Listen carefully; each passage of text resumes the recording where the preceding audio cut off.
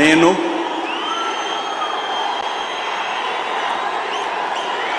నారా చంద్రబాబు నాయుడు అనే నేను శాసనం ద్వారా నిర్మితమైన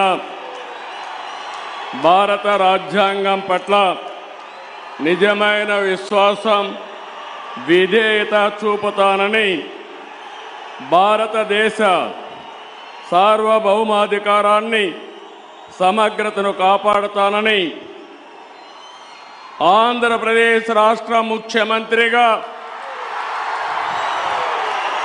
నా కర్తవ్యాలను శ్రద్ధతో అంతఃకరణ శుద్ధితో నిర్వహిస్తానని భయం కానీ పక్షపాతం కానీ రాగద్వేషాలు కానీ లేకుండా రాజ్యాంగాన్ని శాసనాలను అనుసరించి ప్రజలందరికీ న్యాయం చేకూరుస్తానని దైవ సాక్షిగా ప్రమాణం చేస్తున్నాను.